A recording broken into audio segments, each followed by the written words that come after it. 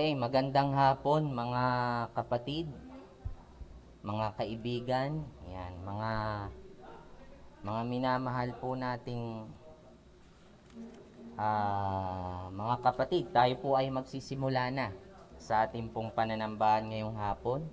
At magandang hapon po sa mga kapatiran po natin na nanonood sa kanilang mga tahanan sa pananambahan po ngayon. So tayo po ay magsitayong lahat at tayo muna po ay mag-aawitan.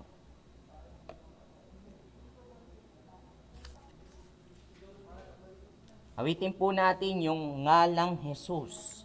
Yan po ang ating unang aawitin. Ngalang Jesus.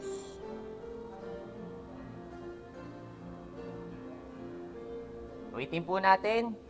Ngalang Jesus, o kay tamis, nais kong laging marinig. Ligaya ko ang masambit, ngalang kaibig-ibig, ngalang ubod ng tamis, ngalang ubod ng dikit. Lagi kong sinasambit, Jesus kong iniibig. Kung ngalan niya'y naririnig, payapa ang aking dibdib, napapawi yaring hapis, pangamba at ligalig, ngalang ubod ng tamis, ngalang ubod ng dikit. Lagi kong sinasambit, Jesus kong iniibig. Ngalan niya ay may hatid, nahimig na makalangit, kaaliwang walang patid, sa pusong tumatangis, ngalang ubod ng tamis, ngalang ubod ng dikit. Lagi kong sinasambit, Jesus kong iniibig. Ngalan niya'y di mapantayan, sa kaganda at kariktan. Ngalan ni Kristo kong mahal, aking papupurihan, ngalang ubod ng tamis, ngalang ubod ng dikit. Lagi kong sinasambit, Jesus kong iniibig. Amen. Remain standing at hilingin ko po si Brother Astrid na pangunahan po tayo sa panalangin.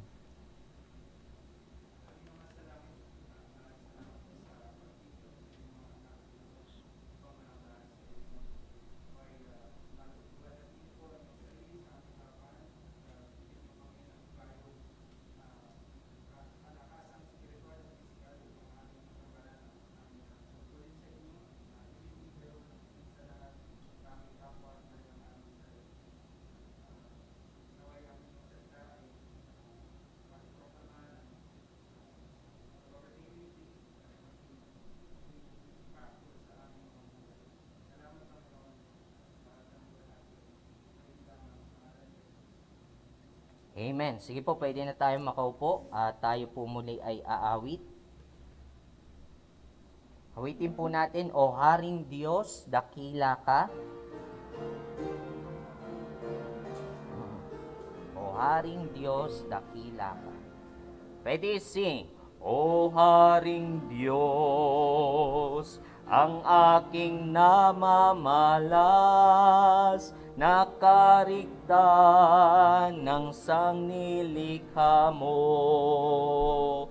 Araw bituin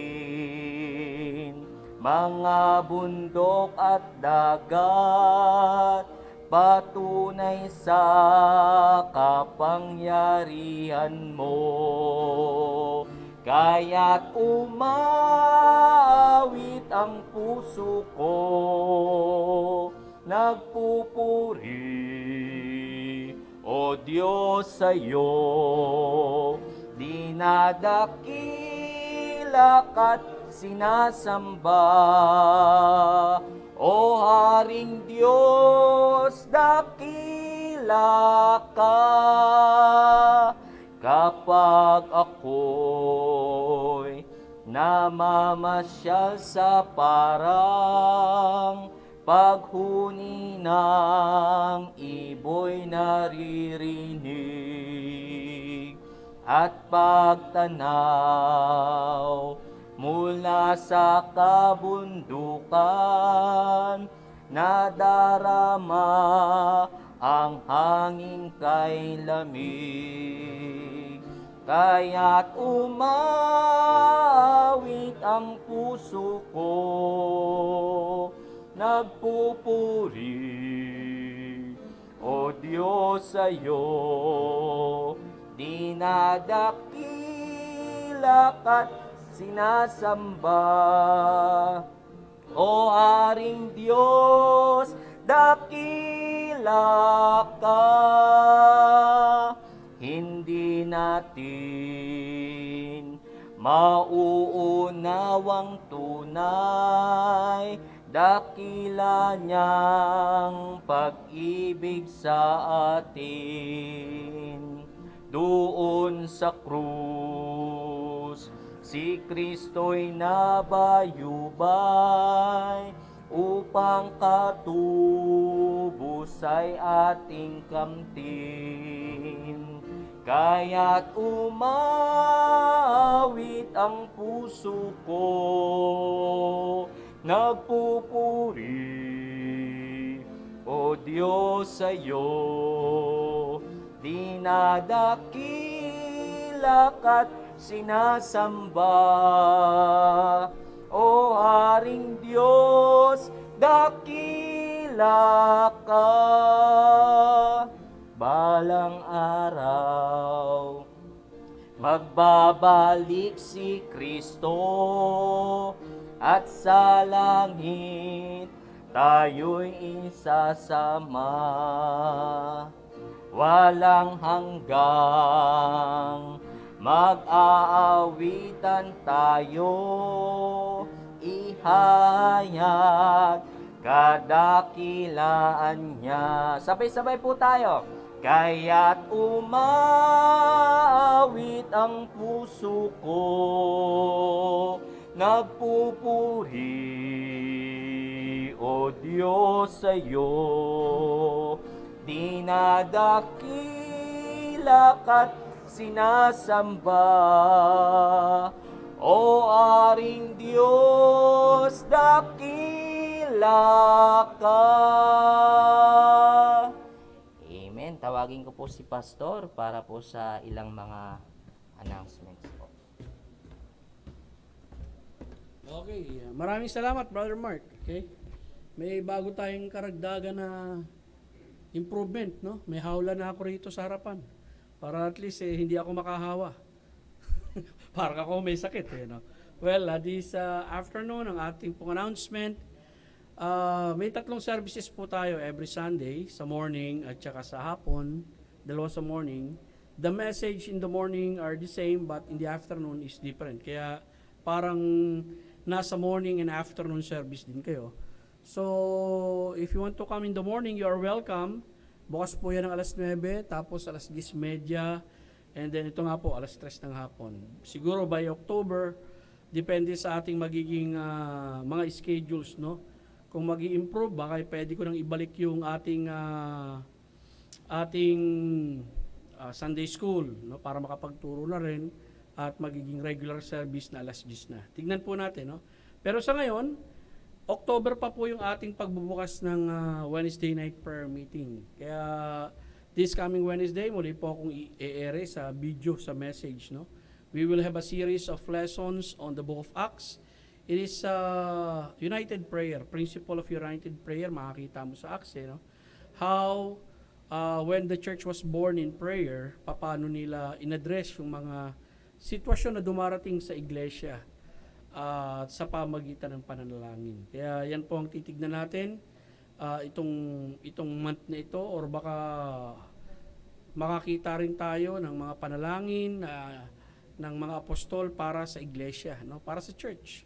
Magandang mapag-aralan din yung mga panalangin nila. And then kung matutuloy na ang Wednesday night prayer meeting natin, may pagtitipon tayo, baka ibalik ko ulit yung series of lessons sa minor prophets, no? Na huli nating natalakay doon, kung di ako nagkakamali, every Wednesday is Obadiah. Kaya lang, di pa tayo tatapos sa Obadiah. Nagkaroon ng COVID no? So, antabayanan nyo lang, patuloy nung ipanalangin ng bawat isa. At ako'y naniniwala na kung patuloy natin pag-iingatan ng ating sarili, susunod tayo sa mga panuntunan ng gobyerno, and then of course, let's have a healthy lifestyle. Yung plenty of sleep, kumain tayo ng tama, kung kinakailangan yung magbitamina tayo, no?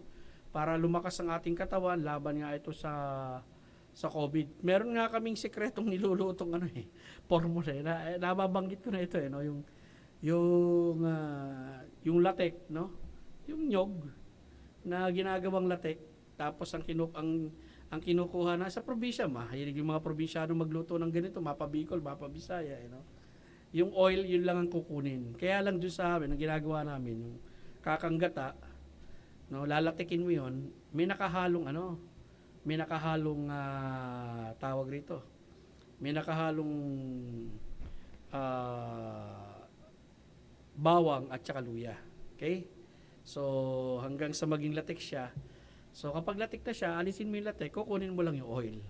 Yun ang pang maintenance, which is good also for the body. Pag may mga sipon-ubon ka, bagsik, talagang tanggal Tanggal yung sipon-ubon mo Talagang ano lang naman yun, preventive. Ginagawa rin namin preventive. Dahil ngayon, ang ipinupush nila is yung coconut virgin oil. Okay? Na nakakakita sila ng mga elements doon na talagang nakakatulong. Kasi yun nakatulong dati sa SARS So, kino-consider nila, lalo na yung Singapore, na dinidevelop na from coconut virgin oil to use that against COVID. So, yung sa akin naman, natutunan ko sa isang kapatid sa probinsya na na-share ko na rin sa inyo, na proven and tested niya na, hindi lang sa kanya sarili, kundi doon sa mga kakilala niya, na parang tinamaan ng COVID symptoms, flu-like symptoms, at uminom nun, okay naman, nag-improve yung kanilang katawan. Okay? So, alam ko, may iba-ibang pamamaraan ng ginagawa ang gobyerno natin, pero mas maganda, wag na tayo magkaroon ng sakit, kundi ang gawin natin talagang magkaroon na tayo ng prevention, okay, para sa atin, sarili. Okay, so far yun lamang po announcement natin. It's good to see si MJ.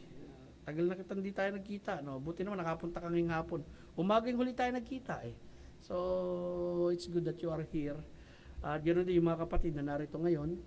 And I hope and pray yung iba pa nating mga kapatid na panghapon ay makasama, no, sa ating hapon na pananambahan. Okay? So, with that, mag-aawit tayo ng pagbatik. Usually, yung pagbati na ginagawa natin, kawayan lang. Para tayo nasa Miss Universe Yan. Okay, kawayan muna. And then, o kaya yung knuckle grit. And then, after that, tatawagin ko si Josh Amboy para magbasa ng Biblia. Okay? So, Brad, pakanta na tayo. Okay, awitin po natin yung Great is the Lord and greatly to be praised. Let's all stand up. Tayo tayong lahat at awitin po natin ito. Ready, sing! Great is the Lord and greatly to be praised in the city of our God, in the mountain of His holiness, beautiful for situation, the joy of the whole earth is Mount Zion on the sides of the north, the city of the great King. Is Mount Zion on the sides of the north, the city of the great King. Amen. Manatili tayo nakatayo at tawagin ko po si Brother Josh para po pangunahan po tayo sa pagbabasa po ng salita ng Diyos.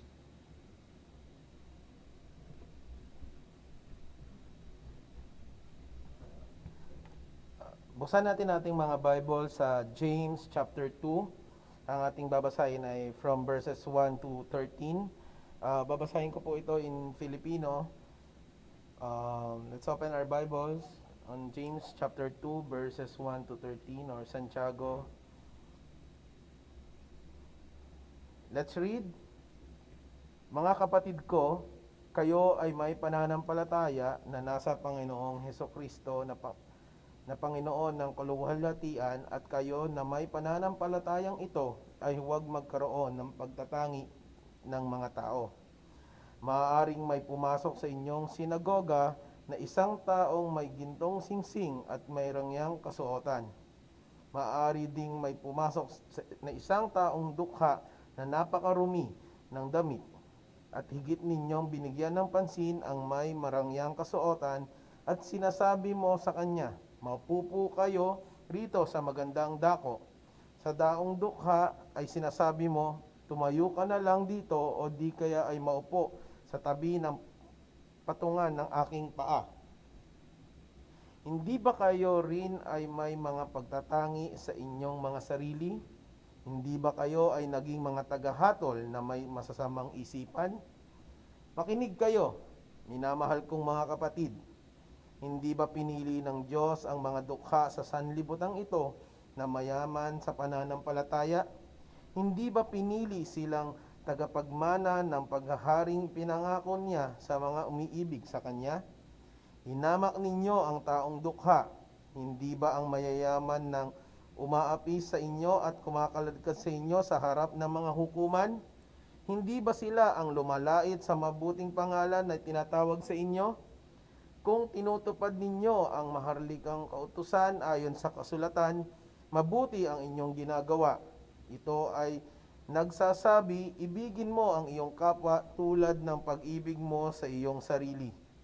Kaya kung kayo ay nagtatangi ng tao, kayo ay nagkakasala at sinusuway ang kautusan bilang mga lumalabag. Ang sino mang tumutupad sa buong kautusan ngunit natitisod sa isang bahagi, ay nagkakasala sa buong kautusan. Ito ay sapagkat sinabi ng Diyos, huwag kang makiapid. Sinabi rin niyang huwag kang papatay. Kung hindi ka man nakiapid, ngunit ikaw naman ay pumatay, ikaw ay lumabag din sa kautusan. Kaya magsalita ka at gumawa tulad ng mga hatulan na ng kautusan ng kalayaan. Ito ay sapagkat walang kahabagang hahatulan ng Diyos ang sinumang nagkait ng habag. Ang kahabagan ay nananaig sa kahatulan.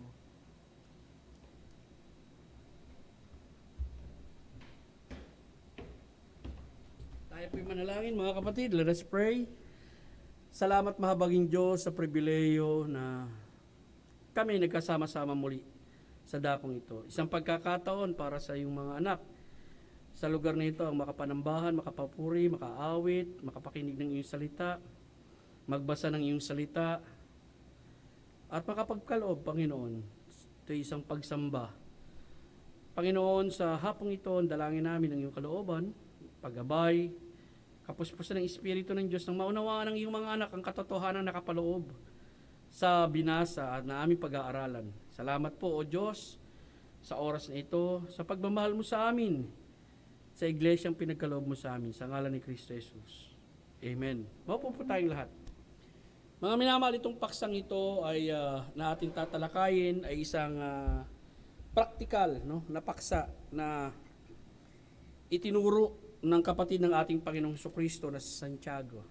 Actually, sinasabi nga nila ang James is the Proverbs of the New Testament, no? Kasi halos lahat ng mga itinuro niya rito ay parang practical application na no? Pero nais ko makita ninyo, ang may akda nito ay wala pong iba kundi yung kapatid ng ating Panginoong Jesucristo, si Santiago. At si Santiago ang unang pastor ng Jerusalem Church, of course, no? Ako nga iniisip-isip ko, teka lang, hindi naman si Santiago ang isa sa mga apostoles noon, no? Hindi siya kasama sa apostoles eh. Actually, huli na nga naniwala si Santiago kay Jesus Christ nung nabuhay na muli si Jesus Christ. Nagpakita si Jesus Christ si Santiago, at maari yun ang isa sa naging turning point ng buhay ni Santiago, na paniwalaan niya ang kanyang kapatid na tunay na Mesaya. Dahil sipin mo, kasama mong lumaki, and then pagtungtong ng 30 years old, masasabi natin biglang nagpakilalang siya ang Mesaya, no?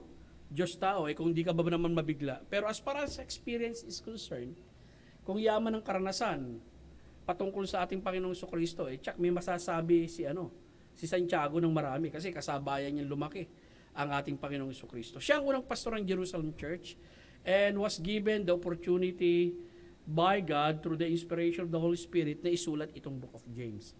It is a practical message. At alam natin, kapag ito'y pinag-aralan natin, especially yung paksa ng pagtatangi, ang title nga palang mensahe ko, ang kasalanan ng pagtatangi. Kapag sinabing pagtatangi, favoritism. Hindi ko alam kung sa buhay mo nakaranas ka na nito nung maliit ka. Sa eskwelahan, sa pagkakaroon ng kaibigan, sa mga kamag-anak, okay? At maging ngayon, maaring sa trabaho, no? Or minsan nangyayari, ang illustration nga ang binigay rito ay sa church, no? Isang halimbawa na ibinigay na nangyayari sa bahay tipunan ng pananambahan. Sinagoga ang setting pero doon sa sinagoga na yon, mukhang ginagamit nila hindi para sa sistemang pangritual ng mga Hudyo, kundi ginawa nilang tipunan ng pagsamba ng mga Kristiyano. Bakit? Dahil si Santiago, Kristiyanong nakikipag-usap dito sa kanyang mga kapatid. Now, ang makikita natin dito, ang mga tao, lalong-lalo na, no, may tinitignan ng mga bagay sa kanyang kapwa. Maaari ang estado sa buhay, yung natapos na pinag-aralan, kapwa pareho nakatira sa subdivision, kapwa isang eskwelahan ng pinanggalingan, na siyang nagiging dahilan upang makipag-fellowship siya o makisama siya sa isang tao, no? Dito nais kong makita ninyo na isang practical na mensahe ang iahamon sa atin bilang mga Kristiyano sa iglesyang ito ng Marikina Valley, at lalo na sa ating mga tagapakinig, no? Para malaman nyo, kahit nandun kayo sa inyong mga kanya-kanyang tahanan, kapag dumating na kayo sa bahay-sambahan at nakasama na namin kayo sa pagtitipon, abay magandang magkaroon tayo ng tamang pag-uugali. Dahil tandaan nyo, lahat ng tao, kahit Kristiyano, apektado nitong pagtatangi na tinatawag, favoritism. Kaya nga, may paalala na ibinibigay lagi sa atin, nang sa gayon, kung maaari, huwag itong makikita sa tahanan ng Panginoong Diyos na kung saan nagtitipo ng mga anak niya. Now, verse 1, first point, no? Ang pagtatangi, sige, diyan na muna. Ang pagtatangi ay kontra sa pananampalatayang Kristiyano. Yan po ang una kong punto, no? Malamang diyan muna tayo iikot sa verse na yan. Kasi napakayaman itong talatang ito, mga kapatid. Mga kapatid ko, kayo ay may pananampalataya na nasa Panginoong Jesucristo, na Panginoon ang kalulatian, at kayo na may pananampalatayang ito ay huwag kayong magkaroon ng pagtatangi sa tao. Actually, itong talatang ito, napakayaman, kaya may 3 bagay akong masasabi rito, o 4 na bagay. Nahati ko ito sa 2 subpoint. Unang-una, okay, yung panawagan. Actually, ang panawagan rito sa mga Kristiyano. Alam niyo po ba na under dyan sa mga Kristiyano, bakit Kristiyano? Dahil tayo ay nasa isang pamilya. Alam niyo po ba yung salitang kapatid rito, 15 beses ginamit ni Santiago? Dito sa sulat na ito, 15 times. Okay? Kapag iisa-isahin mo from chapter 1 hanggang chapter 5, 15 times ginamit dito yung salitang brethren sa English. na talagang makikita mo rito, ang ina-address dito ni James, yung mga kapwa mananampalataya niya, no? Kapwa kapamilya. Kaya nga, verse 1 pa lang, makikita natin, chapter 1, verse 2, mga kapatid ko, no? Pansinin niyo yan. Verse 9, magmapuri ang kapatid. Okay? At makikita rin natin na kung tatalong ka sa verse 16, chapter 1 pa lang, mga minamahal kong mga kapatid. So dito talaga makikita mo yung tinatawag natin family principle. Yung panawagan dito ay tinatawagan yung mga hindi lang kaanib ng iglesia sa Church of Jerusalem. Maaari yun ang mindset ni ni Santiago, dahil ang ina-address niya rito mga Kristiyanong Hudyo. Maaari member ng kanyang church sa Church of Jerusalem. Pero ang panawagan dito sa mga tunay na mga mananampalataya na magkakapatid sa pananampalataya kasama ng pamilya ng Diyos. Well, paano nga ba tayo napupunta sa pamilya ng Diyos? Of course, kapag pinag-usapan natin yung punto libista na sinasabi ni Juan, sinabi doon sa John chapter 1 verse 11, no? Siya ay nagpunta sa sariling kanya at ang sariling kanya ay hindi siya tinanggap. Verse 12, datapwat ang lahat ng nagsitanggap sa kanya ay pinagkalooban ng karapatan na maging mga anak ng Diyos. Sa punto libista ni Juan yun. Sa punto libista naman ni Apostol Pablo, yung teaching ng pag-ampon or adoption, na kung saan, dahil tayo may espiritu ng adoption, makakatawag tayo sa Ama, Aba, or Father. Okay? Itinuturo yun. So, ibig sabihin tayo, bilang mga Kristiyano, maaaring kabahagi tayo ng iglesyang lokal, pero bahagi din tayo ng isang pamilya. Ito yung katawan ni Kristo na binubuo ng lahat ng mga mananampalataya. Pastor Doy, ito bang sinasabing universal spiritual, ano ba tawag ito? Universal Invisible Spiritual Church. Sino-sino ba ito? Well, unang-una ito mga taong ito binubuo ng tunay na iglesia. Simula nung itatagang iglesia hanggang rapture. Hindi nangangahulugan kapag namatay ka na sa iglesyang lokal, hindi ka na member ng church. Member ka pa rin ng katawan ni Kristo. Di ba sila nga ang unang bubuhayin pagdating ng rapture Kaya lang ang tunay na binubuo ng iglesia ni Kristo, tunay na iglesia ni Kristo, ay yung mga nanampalataya kay Kristo bilang tagapagligtas. Nagkaroon ng recognition sa kanilang mga kasalanan, nagsisi, at nanalig sa ebanghelyo ng ating Panginoong Kristo. Bakit tinatawag na spiritual? Alam niyo po ba, lahat ng may kinalaman sa pagtanggap kay Kristo bilang tagapagligtas, involve ang spiritual element doon? Okay? Kapag sinabing spiritual, hindi nakikita Totoo, hindi nakikita. Kasi yung tinanggap mo si Kristo, spiritual element ang involved doon Ano yun? Repentance. Yung repentance ba nakikita? Yung result ng repentance, hindi nakikita. But the repentance itself, hindi. Yung faith, nakikita ba yung faith? Hindi. Is that spiritual element? Yung the moment na tumanggap ka kay Kristo bilang tagapagligtas, nakikita ba yun? Hindi. Diyos lang nakakakita nun Spiritual element lahat yun. And you're part of that spiritual body na binubuo ng lahat ng nanalig kay Kristo bilang tagapagligtas. Simula nung itatag ang iglesia ng Pentecost hanggang sa pagdagit, yon ang binubuo ng spiritual body of Christ. Walang hindi Kristiyano rito. Well, ang binubuo naman ng local church, dapat ninyong malaman, yung mga taong katulad nyo at katulad kong nagprofess. Kapag sinabing nagprofess, sinabi mo na tumanggap ka kay Kristo bilang tagapagligtas. Sinabi mo na nagsisi ka ng iyong kasalanan at naniniwala ka sa ebanghelyo ni Kristo. That is profession. Pero sino na ang tunay nakakita ng puso mo at isip mo? Hindi ba Diyos lang? Tama.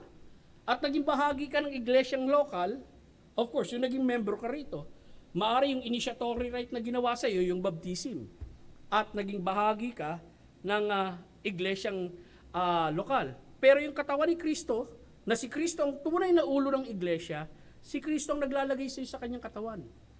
Ang Espiritu ng Diyos, for by one Spirit, no? For by one Spirit, pakitignan nga, baka mamali ako 1 Corinthians 12:13 yung kanina. Sa pamagitan ng Espiritu, binautismohan tayo sa isang katawan. Ikaw ay Hudyo man or Hentil man. Pakitignan doon, kapatid.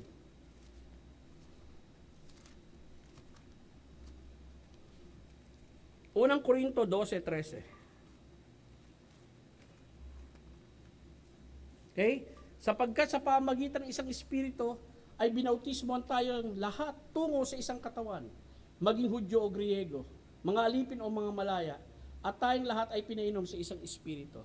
Sinong nagbautismo sa iyo? Sinong naglagay sa iyo sa katawan ni Kristo? Hindi ikaw.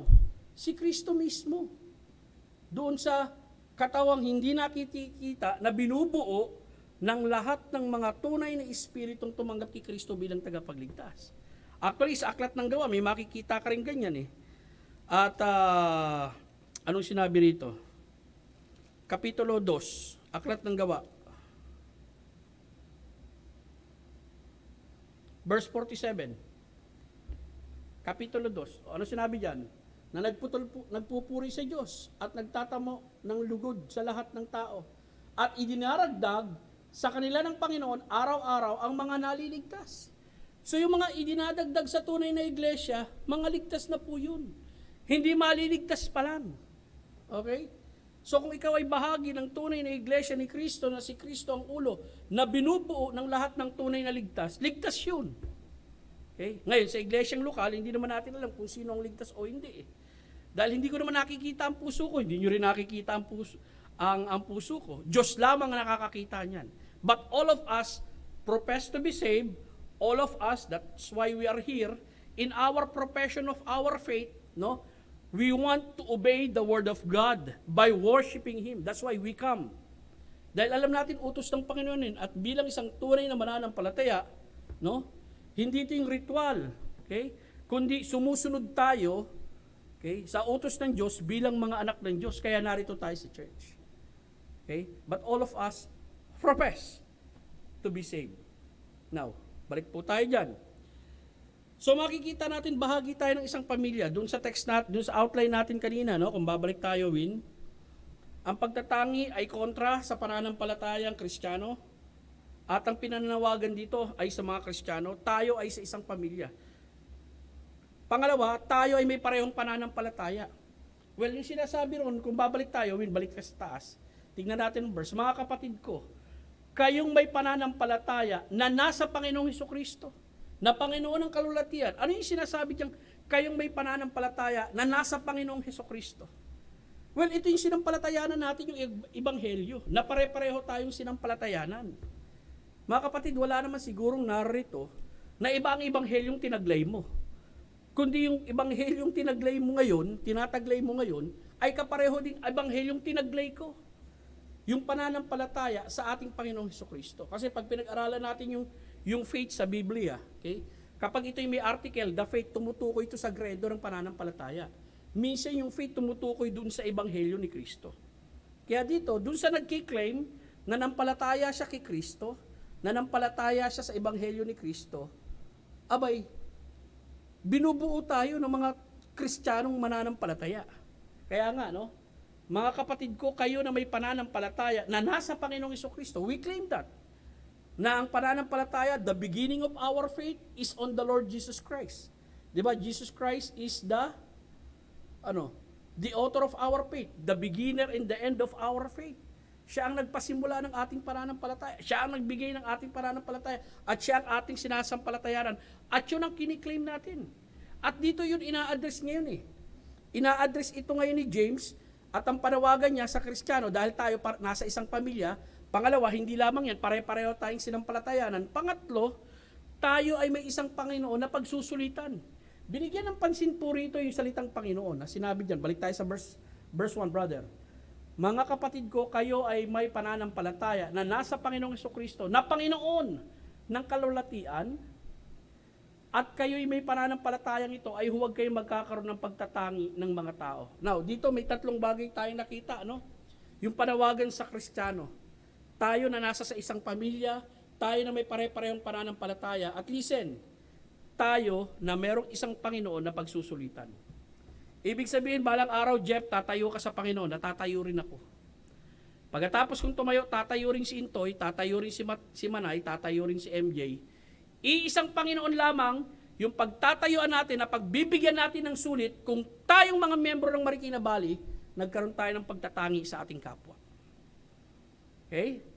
Kaya maliwanag yan. Binigyan ng emphasis yung Jesus Christ is our Master. And kapag binigyan ng emphasis yun, na siya ang ating Lord, ang siya ang master natin, ang idea po ron, magbibigay tayo ng sulit sa Kanya. So yun ang panawagan, mananampalataya.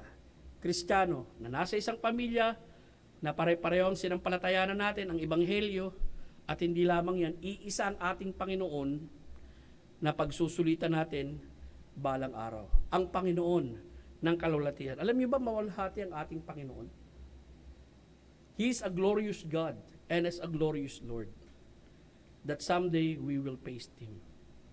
Dito, ang diinong sentence na nais sabihin ni James, no? Kasi it is more of babala no?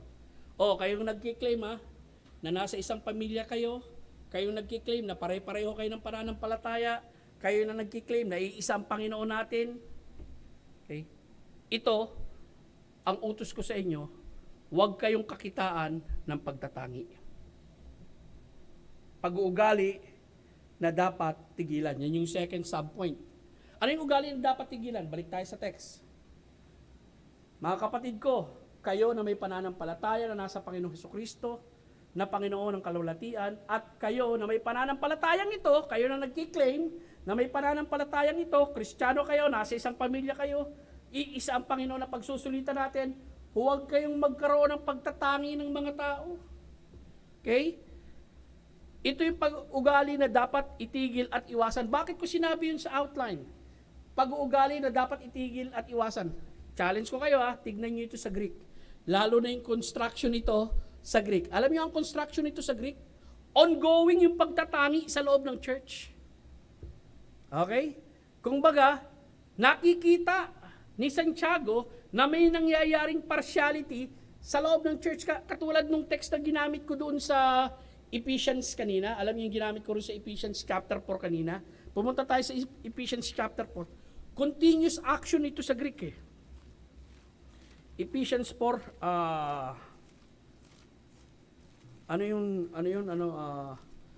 verse 20, I think verse 28, no? Ephesians 4:28. Tignan mo nga, Win. Ephesians 4. Sabi rito, ang nagnanakaw ay huwag nang magnakaw. Okay? Alam niyo yung word na ang nagnanakaw ay huwag nang magnakaw? Pareho yan ito, continuous action. Merong ongoing na pagnanakaw na nangyayari sa church. Kung baga sabi ni Paul, oy, tumigil ka na sa pagnanakaw. Okay. Dito, ang sabi naman ni Santiago, oy, tumigil na kayo sa pagtatangi. Tigilan nyo na yan. Iwasan nyo na yan. Kayong nagsasabing iisang pananampalataya natin. Kayong nagsasabing isang pamilya tayo. Kayong nagsasabing iisang Panginoon nyo. Na tayong lahat magbibigay sulit sa Panginoon na yun. Abay, tigilan na natin to. Ang ganda, no? Bakit? Kasi alam natin, ang pagtatangi ay kontra sa pananampalatayang Kristiyano. Okay? Lahat tayo yung nakaranas Okay? Nakaranas tayo. Ako, nakakita rin Pero, sa susunod na linggo, may classic example na ibinigay dito. At ang eksena, pagtitipo ng mga mananampalataya sa loob ng church. At ang mukhang tinatangi yung mga taong mababa ang estado sa buhay. Laging nabibigyan dito ng masasabi nating pagtatangi yung mga mahihirap. No? Maging nung panahon ng ating Panginoong Hesukristo. Nakikita yan. Kaya mapapansin nyo, binigyan ng malaking emphasis ni James yung pagtatanggol sa mahihirap. Bakit? Kasi maraming mahihirap, malalaki ang pananampalataya At tunay ang pananampalataya. At kung titignan nyo sa lumang tipan, yung pagmamahal ng Panginoong Diyos sa mahihirap, no? Ganun na lamang. At saka, kung mapapakinggan nyo yung sinabi ng ating Panginoong Jesucristo, no? Hindi niya sinasabing imposible na maligtas ang mayaman. Sinabi niyang mahirap para sa isang mayaman ang maligtas. Hindi po ba? Pero nais kong makita ninyo dito, pag-uugali na dapat tigilan. Ngayon, may susunod yata akong points dyan, Win. Pakitignan mo nga. Yan susunod na points. Tignan nyo mga kapatid. Okay? Actually, dito tayo ito maraming talata ito, no? Ano ang dahilan? Anong kadahilanan ibinigay ni Santiago ang mga utos? Now, pasok tayo sa mga talata. Okay, may subpoint ako dyan. Unang-una, sapagkat hindi pagtatangi ay katangian ng Diyos. Yan ang unang nais kong makita ninyo, no? Ano ang kadahilanan sa tingin ninyo bakit ibinigay ni Santiago yung pag-uutos na wag magtatangi? Well, maaari makakita tayo sa ebidensya nito sa Biblia. Unang-una, sapagkat ang hindi pagtatangi ay katangian ng Diyos. Deuteronomy 10:17, ang ganda rito. Sapagkat ang Panginoon ng inyong Diyos ay siyang Diyos ng mga Diyos at Panginoon ng mga Panginoon. Siya'y dakilang Diyos, siya'y makapangyarihan, siya'y kakilakilabot na hindi nagtatangi ng tao ni tumatanggap ng suhol. Isipin mo, no? Isipin mo yan, kapatid, no? Yung Diyos natin talagang hindi mo masusuhulan eh. Okay? At ang mga tao, nagagawa mo yan, pero ang Diyos hindi mo masusuhulan. Isang talata yan sa Lumang Tipan. Next, Gawa 10:34. Ibinukas ni Pedro ang kanyang bibig na nagsasabi, totoo nga, naunawaan ko ang Diyos ay hindi nagtatangi ng tao. Context, Gawa yan, Gawa Kapitulo 10. Nasaan si Pedro nito? Nasa bahay ni Cornelio. Sino nag-utos kay Pedro? Ang Espiritu ng Diyos na pumunta sa bahay ni Cornelio. Di po ba? Tapos prior to that, nagkaroon nga ng vision si Pedro, di ba? Pinakakain siya ng Panginoon. Ang bigat, isipin ang bigat ng conviction ni Pedro doon. Bumili mo ako kay Pedro doon. No? Isipin mo ang Diyos nagbaba ng kumot na puro pagkain, kaya lang marurumi yung pagkain. Sinabi ng Diyos sa kanya, Peter, kain. Panginoon, ayoko kumain ng marumi. Tapos, uli, Peter, kain. Panginoon, ayoko kumain ng marumi. Pangatlo, Peter, kain. Panginoon, ayoko, walang dumadampi sa bibig ko na marumi. Sabi ng Diyos, yung nilinis ko na, wag mo na sasabing marumi. Tapos umakyat na yung kumot na nandun na yung mga maruruming pagkain. Iniisip ni Peter kung ano yung ibig sabihin ng visions na yun. Nung kinausap siya ng Espiritu ng Diyos para sumama dun sa mga lalaki na sinugo ni Cornelio. Lo and behold, itong mga taong ito, no? Mga hentil. At alam naman natin sa context ng John chapter 10 prior to that, may sinabi pa si Peter na ang mga Hudyo hindi basta-basta tumutungtong sa bahay ng mga hintil Hindi po ba? Pero nakita ni Peter at naintindihan niya yung vision na ang Diyos ay hindi nagtatangi ng tao. Bakit? Kasi kung yung mga Hudyo nakatanggap ng Ebanghelyo, yung mga hentil din makakatanggap ng Ebanghelyo. At ang ginamit ng Diyos upang magbigay ng mensahe ng Ebanghelyo, sino? Si Peter. Okay? Si Peter. Alam niyo kapag binag-aralan niyo yung Book of Acts, actually may makikita kayong pagtatangi ron mula Acts chapter 1 hanggang chapter 6. Actually hanggang chapter 7. Bakit? Kasi mukhang nakampante na yung mga Hudyo. Yung go ye into all the world and preach the gospel to every creature, yung ye shall be witnesses unto me, both in Jerusalem, Judea, Samaria, and to the uttermost part of the earth. Mukhang hindi nasunod. Hanggang chapter 7. Nasunod lang yun, yung nagpadala ang Diyos ng persecution, nangalat sila, okay, at nangaral sila ng Ebanghelyo. Eh nung hindi pa dumarating yung persecution, mukhang kampante lang, gusto nilang i-combine doon sa mga Hudyo yung gospel Pero nung kumalat yung gospel, saka ito, no? Si Philip napunta ng Samaria, okay? Nangaral sa New York. Si Pedro naman napunta rito kay Cornelio, nangaral sa mga tao to. Ini-rehearse niya ito sa Gawa Kapitulo 11. Next, Roma Kapitulo 2, talatang 11. Maganda ito, theological dito. Ito'y sapagkat hindi nagtatangi ng tao ang Diyos. Context naman ito, ang lahat pwedeng hatulan ng Diyos. Okay? Huwag kang magkiklaim na ang tawag rito, kapag pinag-aralan yung chapter 2, moralist ka. Kasi yung sa chapter 1, makikita natin dun yung mga uncivilized Uncivilized cannibals that do not really know God no? Kahit yung nature, dinidinay nila na may lumika. Bagkus pinapalitan nila ang tunay na Diyos. Pagdating sa chapter 2, yung mga moralista na may kinikilala nga ang Diyos, kaya lang ang uri ng pamumuhay nila, wala rin pagkakaiba sa pamumuhay nang hindi kumikilala sa Diyos. Well, dito makikita natin na ang Diyos magbibigay ng hatol pareho sa kanila. Okay? Now, tuloy po tayo. Galatians 2:6. Ngunit ang mga lalaking ipinagpapalagay na may katungkulan sa akin, walang anuman sa akin kung sino sila. Hindi tinatanggap ng Diyos ang tao batay sa kanilang panlabas na kaanyuan. Sapagkat iyon ay waring kinikilalang may matataas na katungkulan at walang anumang naidadagdag sa aking itinuturo. Well, dito ang point, no? Context again. Makikita natin dito yung mga may kinikilalang sinasabi rito na may panlabas o mataas na kalagayan sa panlabas na kaanyuan. Of course, yung mga ahead kay Apostol Pedro. Some of the apostles in the Church of Jerusalem. Okay? Na ahead sa kanya.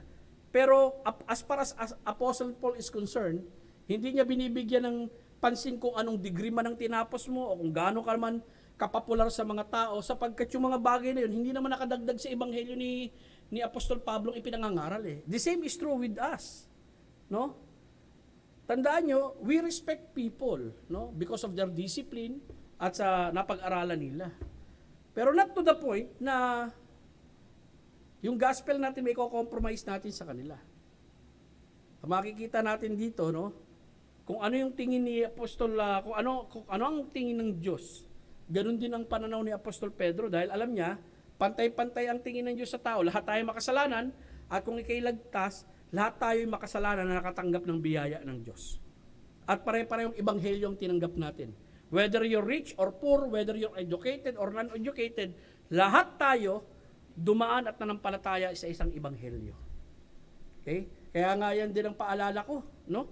Dahil minsan may mga pastor ang dating ang espiritu nila level up kaysa dun sa sa espiritu ng membro. Dapat yung malaman kung baptist tayo, naniniwala tayo sa priesthood of the believer. Na tayong lahat pare-parehong may espiritu at pantay-pantay ang espiritu na meron sa atin. Okay? Hindi dahil ako'y pastor, yung espiritu ng Diyos na nasa akin mas level up kaysa sa espiritu ng Diyos na nasa inyo. Hindi po. Pantay-pantay tayo, maaaring iba-iba lang ang gift ng Diyos sa atin. Iba-iba ang pagkakagamit sa atin ng Diyos sa iisang katawan.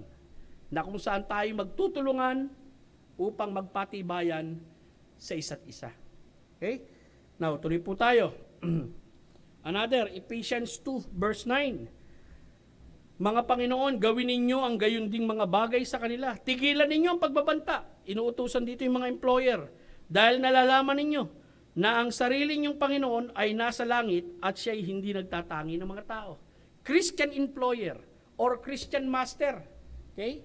Yung mga Christian master, nagbabanta rin ng mga, sa kanilang mga alipin kahit yung mga alipin nila, Kristiyano.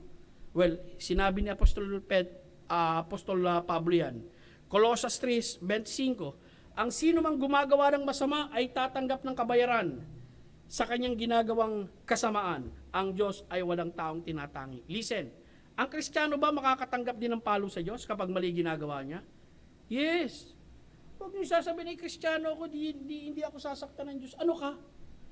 Kung Kristiyano ka, magnanakaw ka, hahatulan ka ng Diyos sa ginagawa mong pagnanakaw. Kung Kristiyano ka, nangangalunya ka, hatulan ka roon. Sinungaling ka, hahatulan ka nandun. Papaluin ka ng Diyos para ituwid ka bilang anak. Diba? Pero tandaan niyo, walang tinatangi ang Diyos. Okay? Pero teka lang, kung Kristiyano ka, bakit ka mabubuhay sa sinungalingan? Kung Kristiyano ka, bakit ka mabubuhay sa pangangalunya? Hindi naman yan ang ganyang buhay na nais ipamuhay sa atin ng ating Panginoon. At ang nais niyang ipamuhay sa atin, yung buhay na payapa at buhay na banal bilang isang Kristiyano. Pero dito makikita mo, no? Ang Diyos ay walang tinatanging tao. Now, pangalawang punto, sapagkat hindi pagtatangi ay katangian ng Diyos. Sapagkat ang hindi pagtatangi naging, double N, pakitanggal mo yun, naging na nangyari, no? Naging pag-uugali ng ating Panginoong Kristo. Okay? I-correct mo tanggalin mo isang G. Mukhang naging Inglesero ako dyan Okay? Sapagkat ang hindi pagtatangi ay naging pag-uugali ng ating Panginoong Kristo. Ang ating Panginoong Kristo ba ay nagtatangi o hindi nagtatangi? Okay? Hindi siya nagtatangi kasi inugali niya yan. Makikita natin sa Biblia. Saan yun? Ay, teka lang. Inilahat niya ang kanilang karanasan na nakunan. Yun. May YouTube na naka-on, balita. Okay. Sa akin pala. Okay yun. Okay. Tuloy tayo. Mateo 22:16. Now, ang makikita natin dito, sinabi ng Biblia, sa 22:16, sinugo nila kay Jesus ang kanilang mga alagad kasama ang mga tauhan ni Herodes. Sinabi nila, Guro, alam namin ikaw ay totoo at itinuturo mo ang daan ng Diyos ayon sa katotohanan. Hindi ka nagtatangi sa kanino man sapagkat hindi ka tumitingin sa panlabas na anyong tao. Ito komento sa ating Panginoong Kristo Ganon din ang pagkakasabi sa Marcos 12:14. Lumapit sila kay Jesus at sinabi, Guro, alam namin ang sinasabi mo ay totoo. Alam din namin na hindi ka nagtatangi ng sino man sapagkat hindi ka tumitingin sa panlabas na anyo ng mga tao. Sa halip, itinuturo mo ang daan ng Diyos ayon sa katotohanan na ayon ba sa kautusan ang magbigay kami kay Caesar ng buwis pandayuan o hindi. Sa Lucas, sabi rito, tinanong nila siya na sinasabi, Guro, alam naming ikaw ay nagsasalita at nagtuturo ng tama. Ikaw ay hindi nagtatangi ng tao, itinuturo mo ang daan ng Diyos na may katotohanan. So makikita mo sa Marcos, sa Mateo, sa Lucas, okay? Tatlo ito, no? Synoptic Gospel. Sinasabi ng ating Panginoong Kristo, hindi nagtatangi ng tao. Ito yung pag-uugali niya, ito yung naobserba nila, ito yung nakita nila. Nung mga tao nung kapanahonan na yun, tinignan ito sa tatlong anggulo. So makikita natin, next slide, ito yung pangatlo, sapagkat ang hindi pagtatangi katangian ng Diyos, sapagkat ang hindi pagtatangi naging pag-uugali ng ating Panginoong Kristo, at ang uling-uli, sapagkat ang salita ng Diyos ay may mahigpit na babala laban sa pagtatangi. Kaya yun yung tanong natin ano kayang kadahilanan ang makikita natin na sinasabi ng Biblia na nagbunsod kay Apostol, kay Santiago upang ibigay ang aral ng pagtatangi. Lalo-lalo na itong mensaheng ito ibinigay niya sa mga kapatid sa pananampalataya. Lalo-lalo na ang mensaheng ito ibinigay niya sa, alam niya, member ng isang pamilya. Pare-pareho ang pananampalataya at kinikilala ang isang Panginoon. Nakita natin, okay? Sapagkat ang pagtatangi katangian ng Diyos. Itong mga taong ito, kung ito yung mga theological incline na tinatawag, alam nila ang katotohanan, makikita natin mga kapatid, alam nila ang Diyos ay hindi nagtatangi. At base sa ebidensya ng Biblia, alam nila ang pag-uugali ni Kristo hindi nagtatangi. Pangatlo, ang salita mismo ng Diyos ay may babalang mahigpit laban sa pagtatangi. Okay? Now, tingnan natin yung mga talatang nakapaloob dyan. Brad, Levitico 19:15. Huwag kayong gagawa ng kalikuan sa paghatol.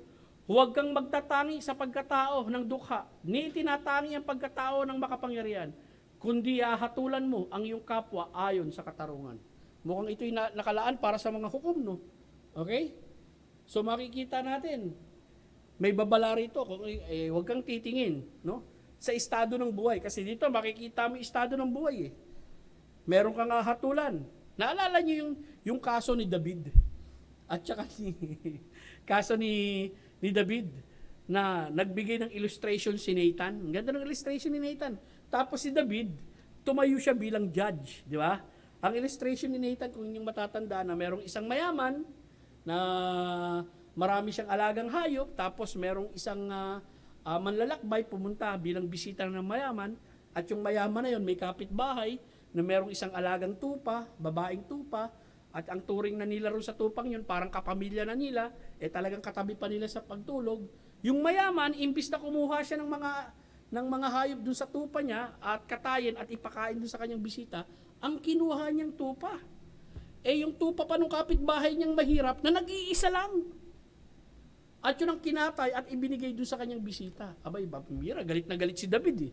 Ang sinabi niya, dapat mamatayan. Dapat bayaran niya ng 4 na beses yan. Natulala nung si David, nung sinabi niya, ikaw yung taong yun. Okay? Tama yung hatol ni David, di ba? Tama yung hatol ni David. At kung ini-apply yung hatol ni David, patay si David. Pero umiral doon yung grace of God. Pero dito makikita natin, pagdating sa Levitico, may babala Huwag kayong gagawa ng kalikuan sa paghatol. At ganoon din tayo mga kapatid, no? Tulungan nawa tayo ng Diyos, bigyan tayo ng wisdom kapag tayo nalagay sa isang sitwasyon, no? Makagawa tayo ng tamang paghatol at hindi natin titingnan sa panlabas o estado ng tao yung hahatulan natin. Tuloy po tayo. Deuteronomy 1:17. Huwag kayong magtatangi ng tao sa paghatol. Inyong parehong pakikinggan ang hamak at ang dakila. Huwag kayong matatakot sa mukha ng tao sapagkat ang paghatol ay sa Diyos at ang bagay na napakahirap sa inyo ay inyong dadalhin sa akin at aking pakikinggan. Yan, maganda, no? Minsan, yung mukha pa lang ng tao, nakakatakot na Pero dito, makikita natin sa tulong ng Espiritu ng Diyos na nasa atin, di ba? We need to both listen.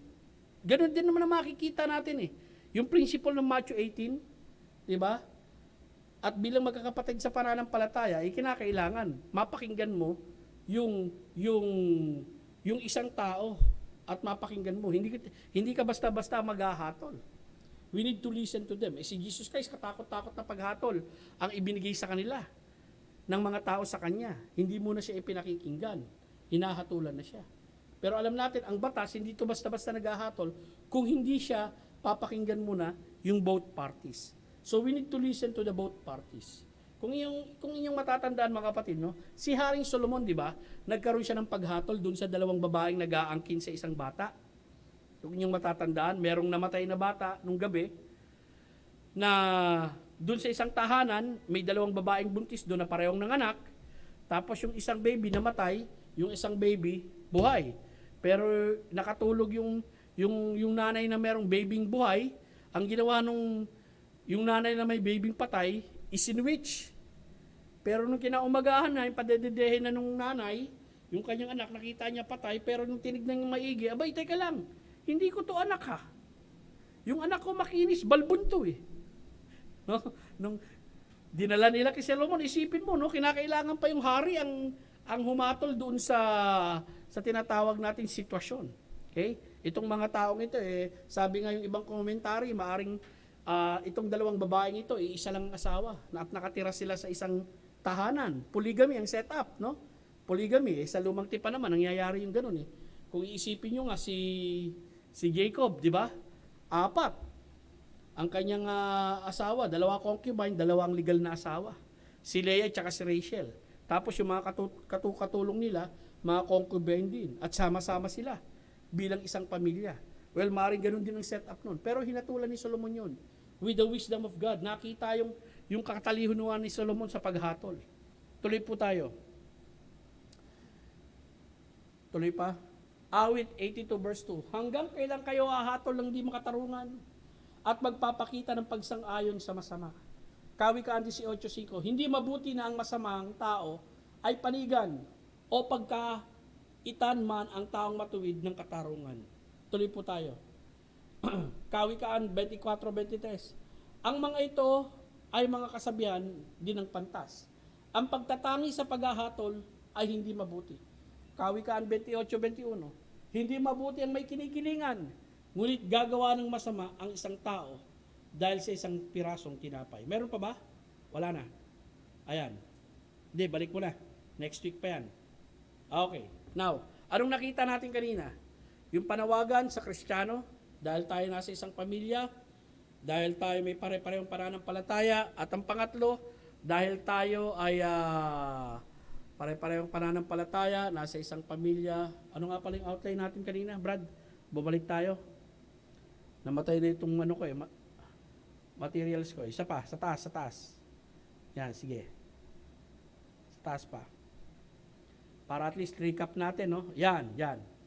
Ang panawagan ng isa Kristiyano, ang pagtatangi ay kontra sa pananampalataya. Ang panawagan ng isa Kristiyano, tayo nasa isang pamilya, tayo may parehong pananampalataya, tayo may isang Panginoon na pagsusulitan. Ang pag-uugali ay dapat itigil at iwasan. Yung pag-uugali ng pagtatangi ay dapat itigil at iwasan. At nakita natin ano yung mga maaaring kadahilanan na nagbunsod sa utos na ito na ibinigay ni Santiago. Well, sapagkat ang Diyos ay hindi nagtatangi. Yun ang katangian niya. Hindi nagtatangi ang Diyos. Sapagkat ang Panginoong Jesucristo ay nagpakita ng pag-uugali ng hindi pagtatangi. At pangatlo, sapagkat may mariing babala mula sa kasulatan na huwag tayong magtatangi. Next week, itutuloy ko po ito. No? Verse 1 pa lang, malaman na eh. Marami ka na talagang masasabi. No? So next week, maaaring matalakay natin yung 2 hanggang 13. At may illustration na ibibigay doon. At titignan pa natin yung ibang anggulo na sinasabi ni Santiago, bakit tayo dapat hindi magtangi o dapat iwasan at tigilan na ito. Tandaan nyo ang context nito sa kalipunan ng mga mananampalataya. Okay? Church setting, yung babala, yung binigay na pag-uutos na wag nating gagawin ang pagtatanging ito. Bagamat ito'y nakikita natin sa unbelieving world, pero dapat iba sa tahanan ng Panginoon. Iba pag magkakasama ang Kristiyano. Lalo-lalo na tayo bilang Kristiyano, turuan nawa tayo ng Diyos maging fair at maging tama tayo sa ating paghatol sa ating kapwa. Magandang hapon po sa inyo lahat. Ako ay nagpapasalamat, narito kayo ngayong hapon. Tayo po'y sama-sama ng manalangin, and then si Jeff mananalangin ng offertory prayer. Let us pray. Ama namin Diyos na nasa langit, marami pong salamat sa hapong ito. Tunay nga po, Panginoon, isang kasiyahan na makapiling ang iyong mga anak, makapanayam silang lahat, Panginoon Diyos, sa hapong ito na aming pagsamba. Ika'y pinupurit, dinadakila namin, Ama, sapagkat alam namin ikaw ang Diyos na nakakakita ng aming mga buhay, ng aming mga pagkilos, salita. Ganon din, Panginoon, nagpapasalamat kami sa iyong paalala sa amin na bilang Kristiyano, habang nabubuhay dito sa lupa, na may mga pagkukulang at kahinaan, dumarating sa amin, Panginoon, yung pagkakasala ng pagtatangi. Lord, palalahanan mo kami na wag namin ito gawin bilang mananampalataya mo, na nagpapakilalang kami mga Kristiyano. Salamat sa oras na ito, Lord, sa pagpapatuloy namin to next week. Ihanda mo muli ang iyong mga anak sa kanilang pananambahan sa hapon. In Jesus Christ's name we pray these things. Amen. Okay, sa pagkakataong ito naman, maghahain si Jeff ng panalangin para sa ating pagkakaloob. Jeff?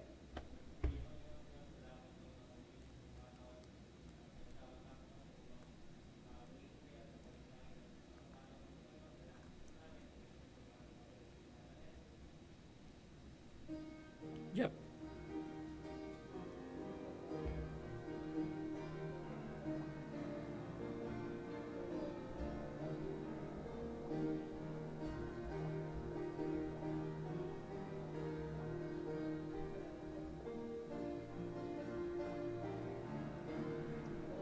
Jeff?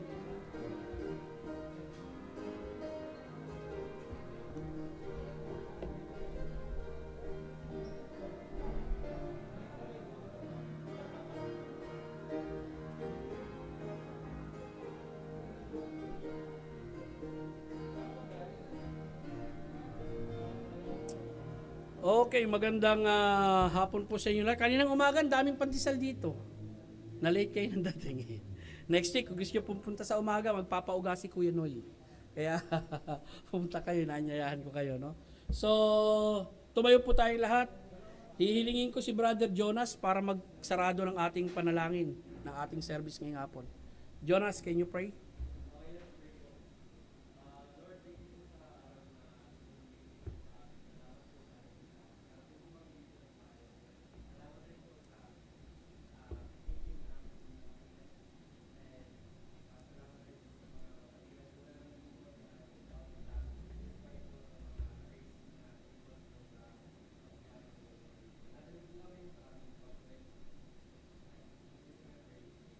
Amen. Well, salamat si Joshua, no?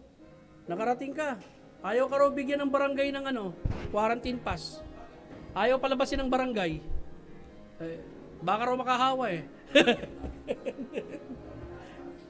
Josh, salamat, narito ka. Ha? Kausap ko lang nanay mo kahapon.